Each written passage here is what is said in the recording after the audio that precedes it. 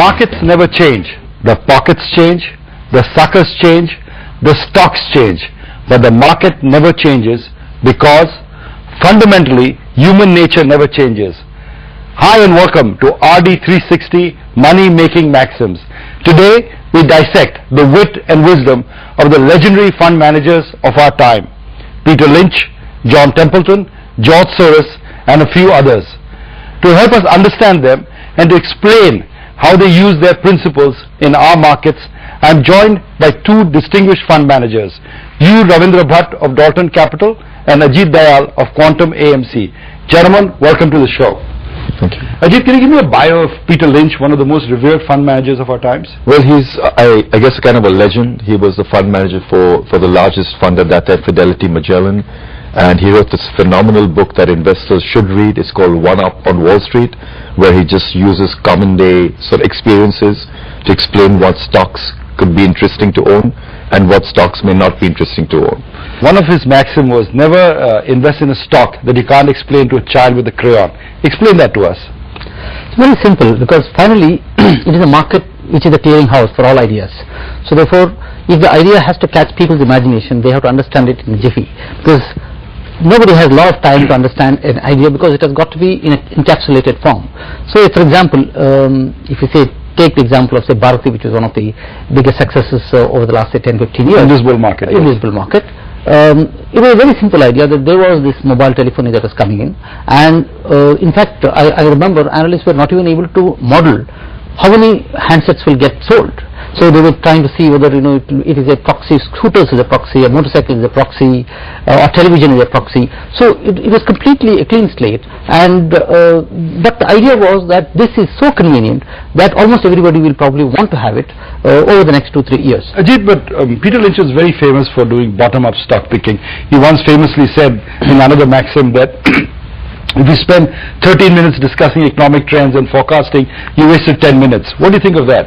Well, again, in the Quantum Long-Term Equity Fund, which we've helped create, and there's a fund manager team for that, it is very much a bottom-up stock picking firm, which I'm sure Mr. Peter Lynch would be very proud of. At the same time, but we do not ignore the macro environment.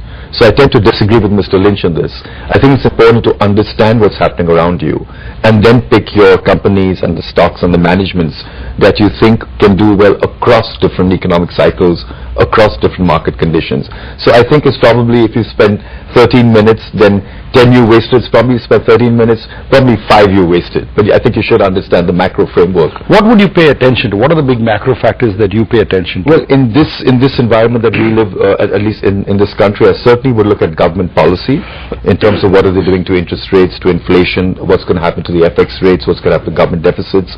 And in the international environment in which we operate, because it's an open market now in India, I would worry a lot about FII flows, which means I would worry about the silliness of Mr. Ben Bernanke printing out notes all over the world. Demand and supply are important. Demand and supply, extremely important. Yeah, but to come back to the UR's point about investing by explaining in a crayon, do you follow that practice? Yes and no. I think it's important to sort of simplify the logic of why you're making the investment. But at the same time, if you took that sort of little card and you told a little child that, look, there are 1 billion people in this country and they need homes, so buy real estate, well, you'd have lost a lot of money if you bought real estate stocks in 2007, 2000. Timing is important, but it makes a point that... It makes a point that there's demand. It makes a point that people need mobile phones, need real estate, need cars, need scooters, need bridges, homes, hospitals, everything. But the question is, can you make money from that investment? To us, that's the management that will tell you whether you can actually make money or not. 1 billion people in India needing this is a great case for India itself, isn't it? It's fantastic. Right. Absolutely fantastic. What is your favorite Peter Lynch maxim?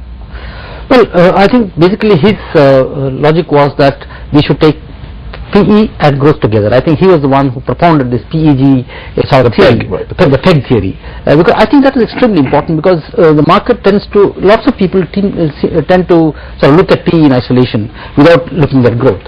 Because say for example in the heydays of 2000, 1999, 2000 in the IT sector, people were really talking of a growth that was probably going to be forever in the IT companies. Growth of at those days, people, these big companies were growing at 50-60%. And if 50-60% you grow even for 10 years, even a PE of say something like about 500 is justifiable. But whether that is likely is something that you have to examine, you have to question. Trees don't go to heaven, as we put in a billboard there. Huh? Absolutely. So therefore, I think all growth is contextual. So it is possible for some time, and in fact, if that were the case, then we should have had companies which have survived for 500 years.